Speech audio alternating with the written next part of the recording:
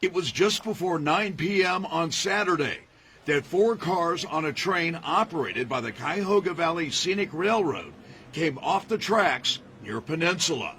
Nearly 600 passengers and crew members were on board the train for the North Pole adventure.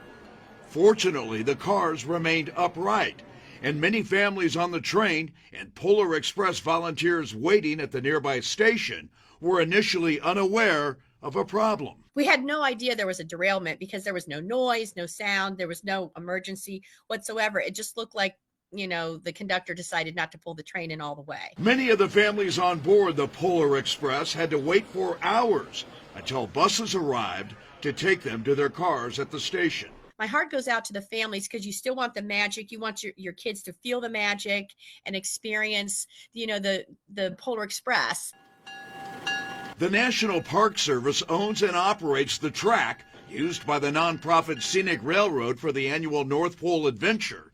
And the Park Service says the derailment is now the focus of an investigation by the Federal Railroad Administration. It's never great when something happens, but we're very thankful that there were no injuries, and, obviously safety and, the smooth operation of the railroad is of utmost importance to us. The Park Service says the Polar Express was operating on what's known as the siding, parallel to the main track, because of recent work on a riverbank stabilization project near the tracks in Peninsula.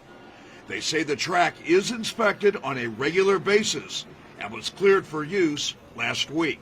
And we just wanted to have the train operate a little bit further from where the construction was taking place. It was inspected before the train would run on it, just like the main line would have been. Longtime supporters of the North Pole adventure describe the derailment as a blip or an aberration, but they say it is very important for investigators to find out exactly what went wrong on Saturday night. Obviously, it could have been a worse accident.